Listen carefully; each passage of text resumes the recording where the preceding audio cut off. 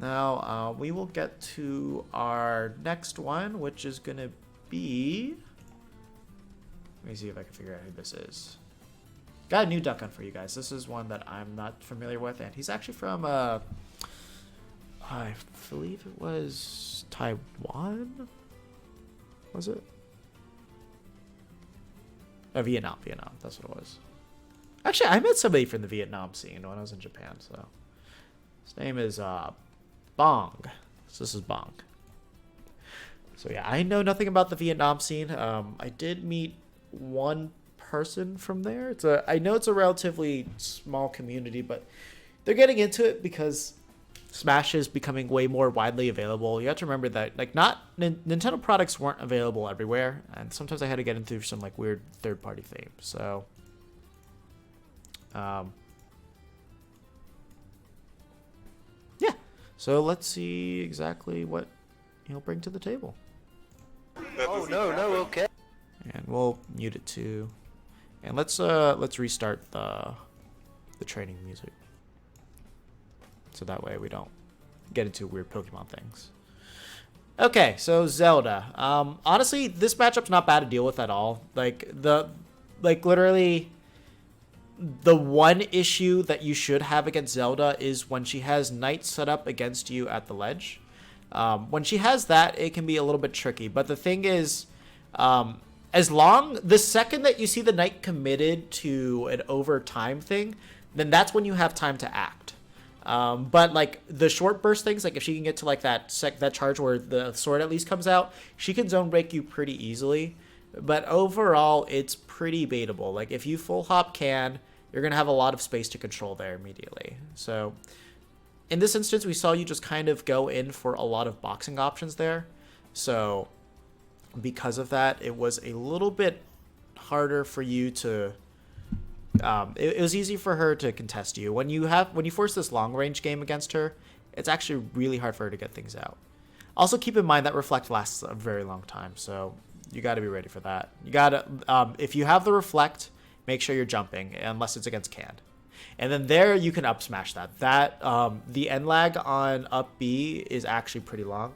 Thank God that killed, because otherwise that would have been very unfortunate. You would have been left to a pretty bad punish. And you need to keep that in mind too. So when you're setting up, you always got to remember that she can just like foul forward wins you, and you can die 80% easily. The other thing too is when you do have the Knight coming against you off stage, you just have to make sure you air dodge it. After that, you should be fine. Just because like she can't go off stage and attack you instantly. It's the only time that she can do that is if she had enough time to set up the Knight. But generally, I would say it's probably not going to happen. Yeah, that was just bad. Most people try to panic, roll onto stage when somebody's like chasing them off. So pretty easy read on the Zelda's part. Yeah, the gunman messed that up. You got to remember, if you put a gunman there, you can't go for an F smash. Like the gunman's always going to hit them. Okay, I like that you at least went away. So then that way you didn't have to deal with her actually getting a punish on you.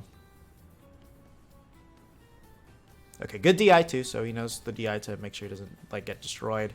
That was so smart actually, because they basically that Knight's really strong. So that was a good setup from Zelda. So yeah, pretty much the bigger thing that you need to focus on after that first game is you need to focus more on punishing Reflect actually, because you were getting caught a lot by that, like not only by the invincibility frames, but also like your projectiles backfiring against you.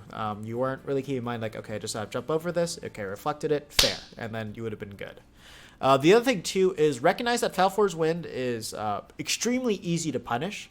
So like if she just teleports right behind you or it hits your shield, you can just like drop shield and then just like up smash her. The other thing too is like jump bear. She's thankfully pretty tall, so then that way that should be able to hit her relatively easily. But let's see kind of how you change your game plan up when you go here. I'm trying to see if we get Ivysaur on there, that'll at least be a better indication of how you play similar to Duck Hunt. But definitely Squirtle's going to have an easier time just kind of stuffing out Zelda. So if you're used to playing like this, it kind of makes sense why you did that with Duck Hunt, but you need to have a different mentality going into it. Just because they're both small doesn't mean that they're going to be playing the same.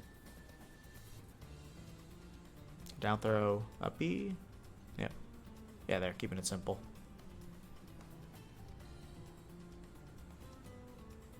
Okay, yeah, she just got a call out over there.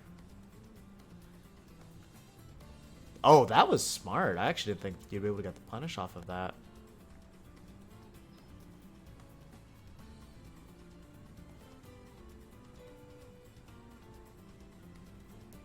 And yeah, so able to make it back to the charge. So that was a really good recovery coming from Bong. Yeah, pretty much it was like after Andrew got that one hit with Valfor's win. It's just he was just kind of off stage and disadvantaged the entire time. So just kind of guessed wrong eventually and then lost the stock.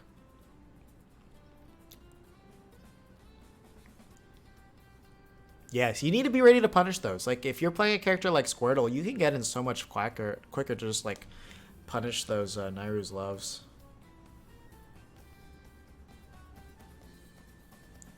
Okay.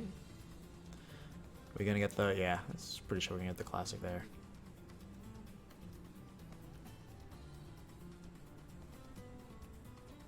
Yeah, so we didn't keep the hitboxes in mind right there. The other thing, too, that I find interesting is, like, with Ivysaur, you're not going for Razor Leaf at all, which is kind of something that you need to do. Just because, like, you're able to just control so much of the space on the ground. And Zelda does do that quite a bit. She's not too much of an aerial-based character. But, you know, of course, like, you know, she is going to try to, like, do some things with, like, Fair and Bear every now and then. But... yeah, it's just like you have so much space to control, but you're playing it like a brawler, which is kind of strange. I don't know, I have a huge feeling Bong's gonna get cheesed at some point. I just kind of feel it in my gut. Okay. So what are we gonna do? See, like right there, one for a fair. That wasn't gonna cover too many options. Like jump nair at least would have covered roll, get up attack, and then possibly jump as well. And then, yeah, that's going to be it. So, yeah, keep in mind, work on your ledge traps too, and then just learn your punish windows against Zelda, because you're going for the quickest option, and you're not always going for the most optimal option. So learn your optimal punishes, and then just learn how you can get there, and learn what you can punish. And when you get those... you'll be a lot better for it. And also, like, you know, with your Ivysaur, focus on using that Razor Leaf. And then just focus on learning how to zone and control space with Duck Hunt as well. A lot of it's going to rely on that can. But you can do some things with Gunman as well, depending how far away you are from Zelda. If you're at mid-Phantom range, then or full Phantom range, Gunman's pretty hard to use. But the second you hit Zelda, Gunman's pretty good to use. Like, you launch her far away, throw out a Gunman, then get your can out. Or can, then Gunman. But generally, can, duck, those are going to be the two that you're going to be going in with against this matchup to just really control everything. Oh yeah, no, those moves are good.